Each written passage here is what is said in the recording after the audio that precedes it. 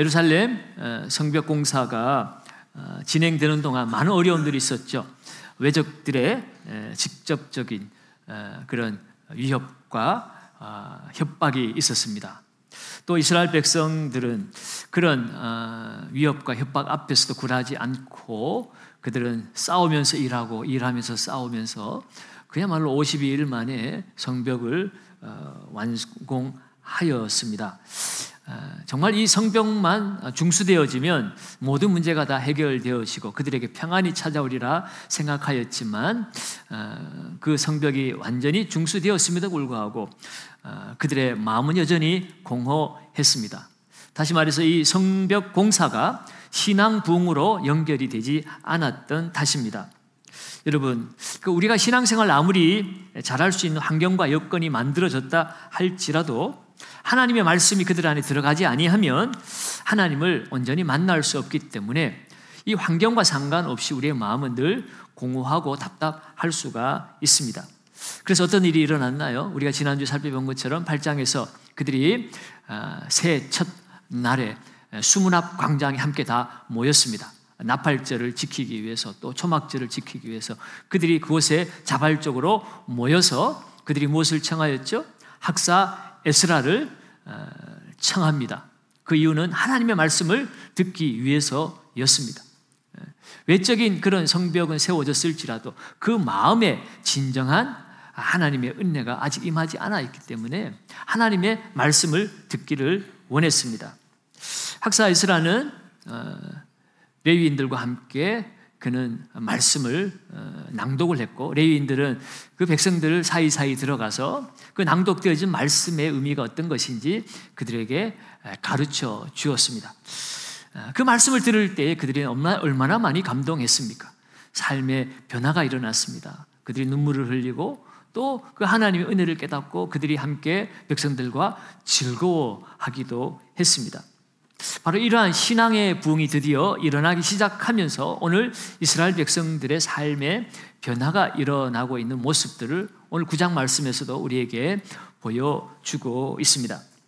오늘 1절에서 4절까지 말씀을 보시면 지금 말씀이 그들 안에 들어와서 그들의 내면 세계가 어떻게 변화되어지고 있는지를 우리에게 알려주고 있습니다. 우리 1절과 2절을 한번 먼저 다시 한번 읽어보도록 합니다.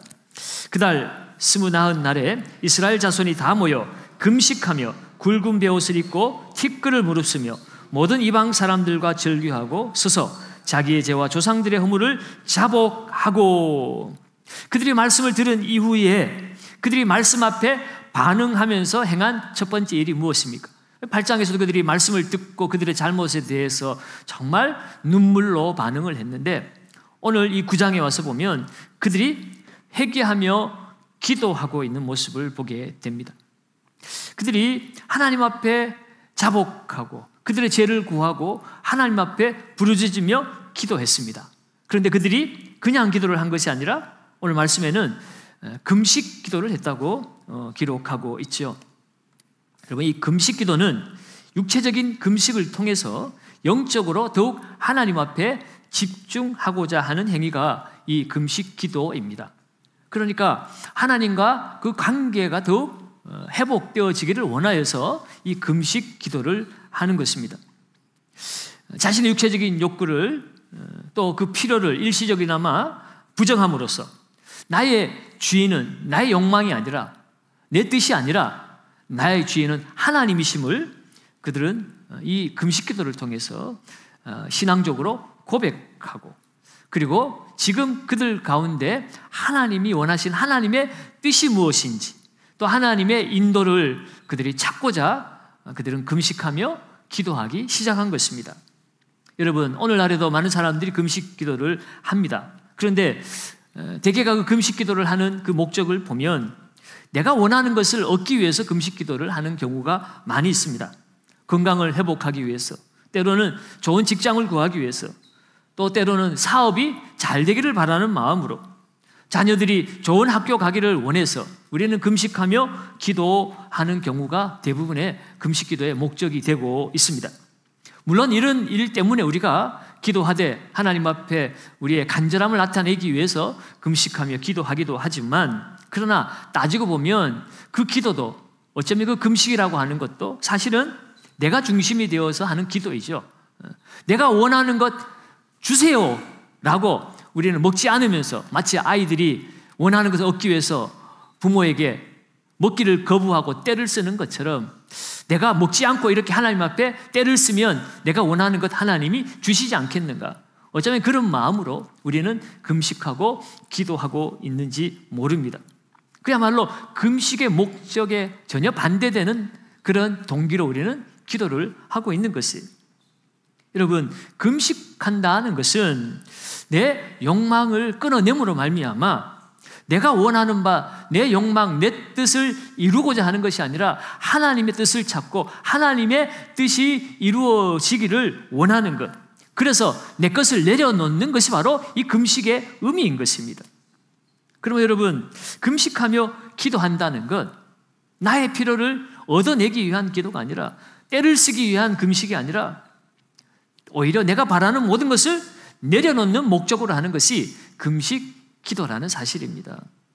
그러므로 여러분, 오늘 이 본문을 시작하면서 이 이스라엘 백성들이 금식을 하며 기도했다는 것은 어떤 의미를 가지고 있습니까?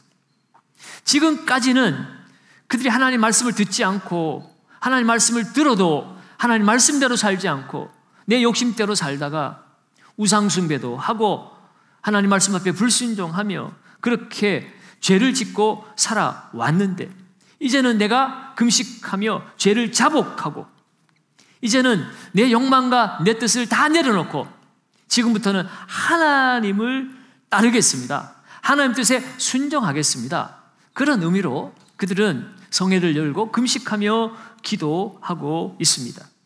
그래서 그러한 고백을 오늘 3절과 4절에 이렇게 계속해서 이야기하고 있죠. 3절과 4절입니다. 이날에 낮 4분의 1은 그 제자리에 서서 그들의 하나님 여호와의 율법책을 낭독하고, 낮 4분의 1이라고 하면 낮을 하루를 가르면 12시간이라고 쳐도 4분의 1이면 3시간이죠. 그들이 그 자리에 서서 3시간 동안 하나님의 말씀을 낭독하고 들었습니다. 하나님의 말씀을 들으면서 하나님의 뜻이 무엇인지, 우리가 하나님 뜻대로 살지 못한 것은 어떤 것이었는지, 하나님 뜻대로 살기 위해서 우리가 어떠해야 하는지, 무엇이 잘했고 무엇이 잘못된 것인지 그들은 하나님의 말씀 앞에 3시간 동안 집중하고 있었습니다. 그리고 나서 낮 4분의 1은 죄를 자복하며 그들의 하나님 여호와께 경배하였다. 그 말씀 앞에서 자신들의 죄를 발견하고 그들은 낮에 4분의 1, 또 3시간 동안 하나님 앞에 그들의 죄를 고백하고 회개하며 하나님 앞에 경배하는 시간을 가졌습니다. 사랑하는 여러분, 회개라고 하는 것은 우리가 하나님과의 관계를 회복하는 첫걸음입니다. 우리의 죄를 인정하고 하나님 앞에 솔직하게 고백할 때에 하나님은 우리를 용서하십니다. 그리고 하나님과 우리의 관계를 새롭게 해 주시는 분이십니다. 그런데 우리는 회개라고 하는 이 회개의 과정은 그냥 건너뛰어버리고 항상 하나님의 사랑과 은혜를 더욱 강조하기를 좋아합니다. 하나님의 사랑과 은혜를 강조하면서 나의 잘못을 돌아보려고 하지 않습니다. 회개하려고 하지 않습니다. 그러나 여러분, 정말로 중요한 것은요, 하나님의 사랑과 은혜는 내가 얼마나 더럽고 추악한 죄인인가를 깨닫는 데서부터 경험하게 되는 거예요.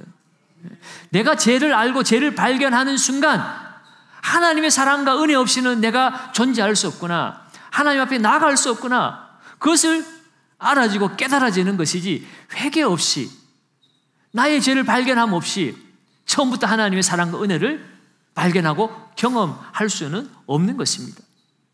그러므로 여러분, 오늘 우리가 하나님을 믿는 성도라면 가장 먼저 우리에게 선행되어질 것은 바로 회개입니다. 그래서 예수님께서도 공생애를 처음 시작하시면서 첫 일성이 무엇이었습니까? 회개하라, 천국이 가까웠느니라. 회개를 가장 먼저 우리 주님도 외치셨어요.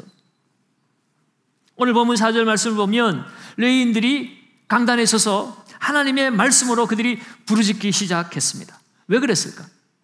하나님의 말씀을 통해서 그들이 진정으로 회개하기를 원했던 겁니다.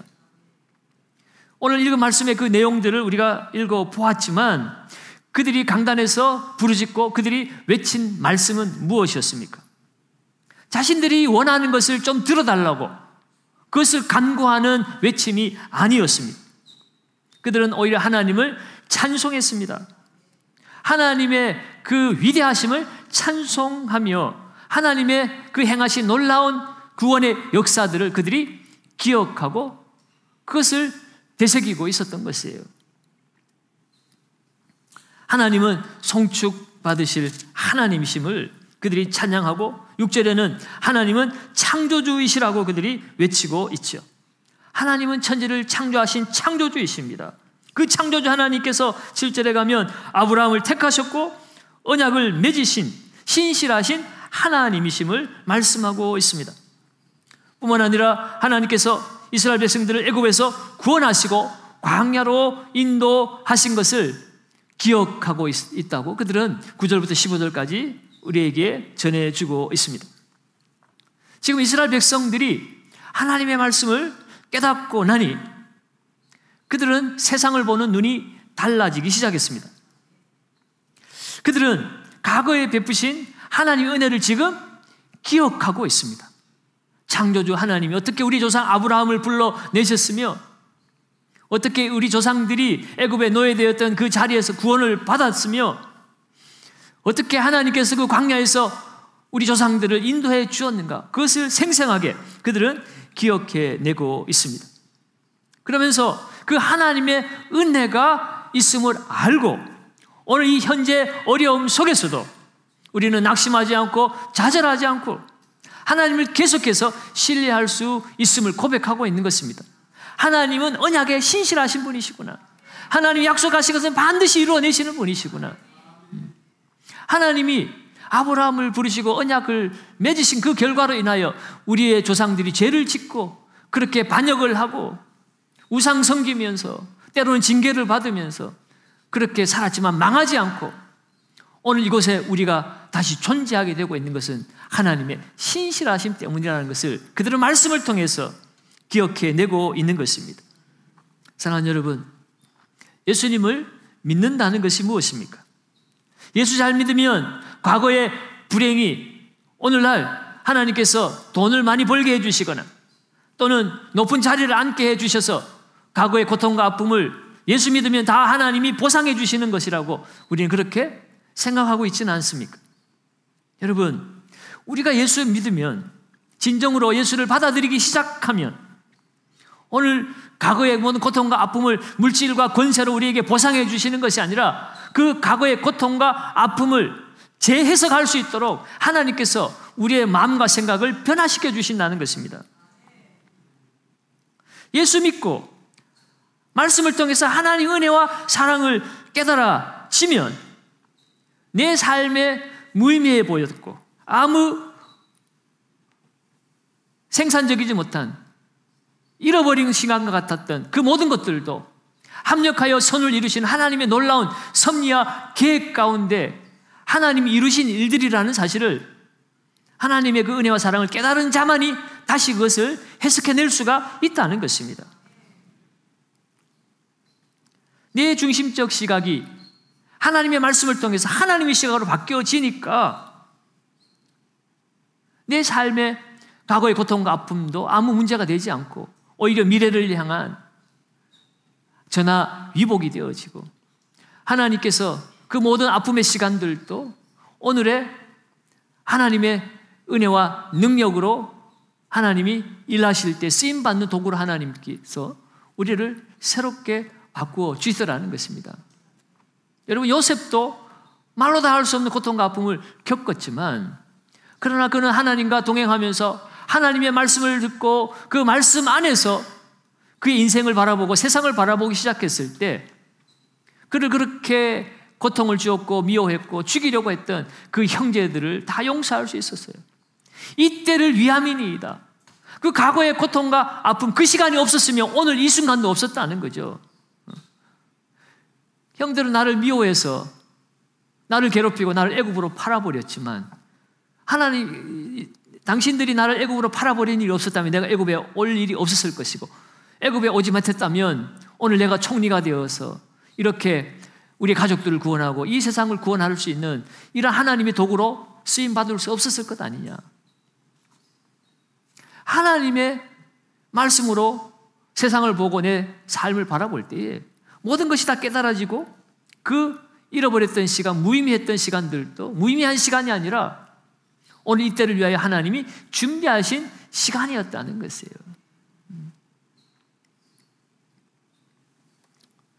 여러분, 오늘 하나님의 그 은혜가, 그 사랑이 말씀을 통하여 깨달아질 때에 우리의 과거에 기억하기도 싫은 그 상처마저도 이제는 하나님의 관점으로 새롭게 재해석이 되어집니다.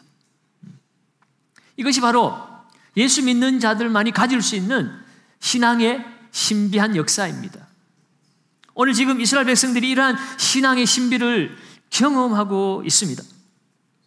그들은 과거에 자신들의 조상들이 노예였다는 사실이 얼마나 부끄러운 과거였겠습니까? 자기의 부모가 종살이하는 노예였다는 사실을 누가 자랑스럽게 얘기하겠어요? 웬만하면 감추고 싶어 하죠. 이스라엘 백성들 지금 그들의 과거, 그들의 조상들의 행위, 이 모든 것은 다 부끄러운 일들이고 감추고 싶은 일들이었습니다. 죄로 얼룩진 민족이었습니다. 상처와 패배주의에 가득한 백성들이었습니다. 여러분, 사실 이스라엘 백성들의 과거를 돌아보면 그들은 대부분의 삶을 종으로 사는 시절이 많았어요. 애굽의 종으로 400년간을 그들이 보내었고, 또 북이스라엘이 망하고 아수르의 종으로 팔려가기도 했고, 또 이렇게 남은 자가 돌아왔지만 이들도 바벨론에 끌려가서 종살이하다가 돌아온 사람들입니다. 그리고 이후에 그들 후손들도 나중에는 로마의 종살이를 한 것과 진배가 없지요. 여러분, 이처럼 이스라엘 백성들은 상처와 고통으로 얼룩진 민족이었습니다. 그들이 이방 나라의 침략을 받고 고난을 받고 국력이 쇠퇴해질 때마다 언제나 그들은 하나님을 반역했습니다. 하나님으로부터 멀어졌고 불순종으로 일관되었고 우상 숭배에 찌들어 있던 사람들이 바로 이 이스라엘 민족들이었습니다. 그들의 과거가 얼마나 부끄럽겠어요. 얼마나 감추고 싶은 일이었겠습니까?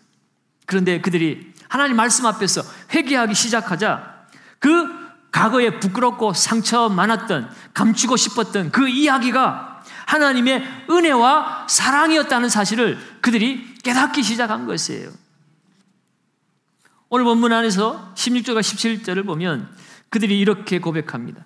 16절과 17절을 우리 같이 한번 읽어볼까요? 그들과 우리 조상들이 교만하고 목을 굳게 하여 주의 명령을 듣지 아니하고 거역하며 주께서 그들 가운데에서 행하신 기사를 기억하지 아니하고 목을 굳게 하며 패역하여 스스로 한 우두머리를 세우고 종되었던 땅으로 돌아가고자 하였나이다. 그러나 주께서는 용서하시는 하나님이시라 은혜로우시며 긍휼히 여기시며 더디 노하시며 인자가 풍부하심으로 그들을 버리지 아니하셨나이다. 아멘, 아멘. 이스라엘 백성들, 그들이 조상들이 교만하여서 하나님 말씀을 듣지도 않고 하나님을 거역하고 오히려 애굽으로 돌아가자고 외쳤던 그런 패역무도한 사람들이었음을 이야기하고 있습니다. 부끄러운 이야기죠. 그런데 그 부끄러운 조상들만을 보는 것이 아니라 그런 부끄러운 조상들이었을지라도 하나님께서 어떻게 하셨다는 것입니까? 주께서는 용서하시는 하나님이시라는 거예요. 은혜로우시고 긍휼히 여기시고 더디 노하시고 인자가 풍부하신 하나님이시기에 우리 조상들을 버리지 아니하셨고 그 신실하신 하나님은 지금 우리들도 버리지 아니하셨다라고 고백하는 거예요. 여러분, 아브라함부터 출애굽까지의 그 역사, 그것은 신실하신 하나님의 그 약속을 이행하시고 백성들이 거역할지라도 그 약속을 이행하시기 위해서 백성들을 용서하시는 하나님의 모습임을 우리에게 알려주고 있습니다. 그 한 번도 아니에요. 계속해서 이러한 일들이 반복되어졌습니다. 왜요? 하나님의 약속 때문에. 여러분, 약속은 대등한 존재가 하는 것이 약속입니다. 하나님 우리와 약속하실 이유도 없어요. 명령하시고 그 명령에 불복종하면 죽여버리시고 다른 놈 찾아서 하나님 쓰시면 되는 거예요. 그게 하나님과 우리와의 정상적인 관계입니다. 그런데 하나님은 우리의 자리로 내려오셨어요. 하나님의 수준을 낮추시고 우리의 수준을 높여주셨어요. 하나님과 동등됨을 취할 곳을 여기지 아니하시고 하나님 우리와 같이 종의 모습으로 낮아지신 분이 우리 주님이세요. 하나님이 우리와 같이 되셨어요. 그리고 우리는 죽어마땅한 멸망당할 죄인들임에도 불구하고 우리를 의인이라 말씀하시고 하나님의 아들이라 딸이라 자녀의 권세로 높여주셨어요. 그리고 우리를 하나님의 친구라 보시라 말씀하시고 하나님은 우리와 약속을 맺어주신 거예요. 그리고 그 약속을 지키시기 위하여 우리는 끊임없이 거역하고 불순종하고 죄를 지음에도 불구하고 노하기를 더디하시고 은혜로우시고 자비로우신 하나님께서 또다시 용서해 주시고 또다시 용서해 주셔서 오늘 이 시간까지 왔다는 거예요. 하나님은 그 약속을 지키시는 하나님이시기 때문에 여러분, 우리가 읽지 않았지만 이후에 18절 이후의 말씀도 결국 그들이 요단강을 건너 들어가고 그 땅을 차지하고 마침내 하나님께서 그 땅을 주리라 한 그 아브라함에게 주신 약속대로 그들은 그 땅을 차지했습니다. 그 땅은 하나님이 축복하신 땅이었어요. 25절의 말 그대로 그 땅은 배불리 먹어 살찌고 주의 큰 복을 즐기도록 주신 하나님의 약속의 땅이었습니다. 그런데 그들은 그 신실하신 하나님의 인도와 하나님의 복에 대하여 감사하지도 않았습니다. 오히려 하나님을 모독했습니다. 26절에 나와 있는 말씀처럼 감사하며 살아야 될 그 하나님의 백성들이 오히려 주를 거역하고 주님의 그 말씀을 등지고 주께 돌아오라고 외치는 선지자들까지 잡아 죽인 사람들이 바로 그들의 조상들이라는 것입니다. 그러나 그럼에도 불구하고 신실하신 하나님, 그 약속을 지키시는 하나님은 오늘 그들이 지금 이 자리에서 하나님 앞에 예배하게 되어진 것처럼 다시 하나님 앞에 회개하고 부르짖을 때에 용서하시고 구원하시는 하나님이심을 그들이 고백하고 있는 것입니다. 오늘 9장 다 읽지는 않았지만 마지막 31절 말씀을 한번 보도록 하겠습니다. 31절에 그들이 어떻게 고백하는지 하나님에 대해서 이렇게 고백하고 있습니다. 31절을 같이 한번 읽습니다. 주의 크신 긍휼로 그들을 아주 멸하지 아니하시며 버리지도 아니하셨사오니 주는 은혜로우시고 불쌍히 여기시는 하나님이시니라. 아멘, 아멘. 그들이 그 땅에 들어가서도 하나님 말씀을 거역하고 우상 숭배하다가 하나님께서 그들에게 징계를 베푸셨습니다.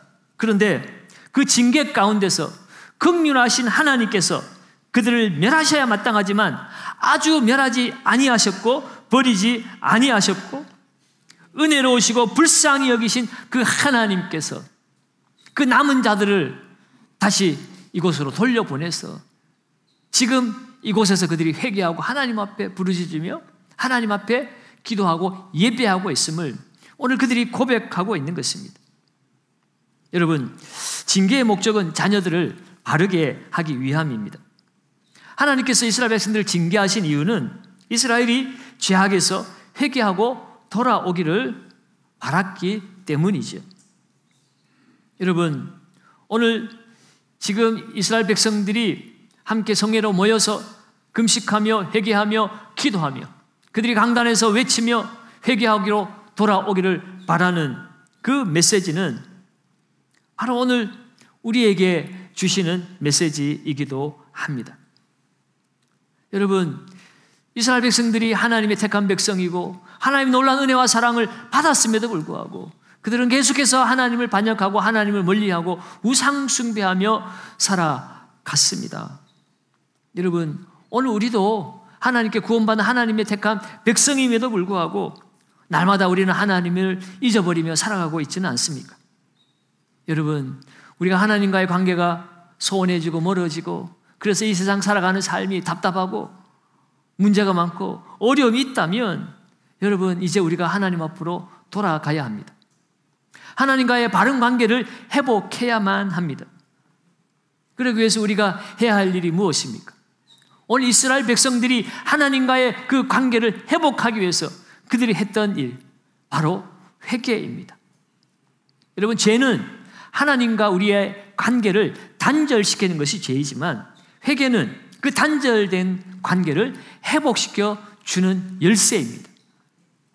우리가 하나님 앞에 회개할 때에 하나님과의 관계가 온전히 회복되어지고, 오늘 이스라엘 백성들이 창조주 하나님을 송축하였던 것처럼 우리도 하나님을 담대하게 송축하고 예배할 수 있게 되어지는 것입니다. 여러분, 뿐만 아니라 우리가 회개하고 하나님과의 관계가 회복되어질 때만이 우리의 인생에 일어난 과거의 문제, 오늘 내게 일어나고 있는 현재의 문제, 앞으로 일어나게 될 그 모든 미래의 모든 것까지 다 하나님의 은혜임을 깨닫게 되어집니다. 그래서 이 모든 것을 다 하나님의 관점으로 해석하게 되어집니다. 그래야 할 때 우리는 이 땅 가운데 정말 하나님의 자녀로서 행복한 삶을 살아갈 수가 있습니다. 그럼 여러분, 오늘 이 밤에 우리는 하나님 앞에 우리의 삶을 돌아보고 하나님 앞에 우리의 죄를 인정하고 회개하며 나아가야 합니다. 요한일서 1장 9절 말씀에도 만일 우리가 우리의 죄를 자백하면 그는 뭐 하시라고 그랬어요?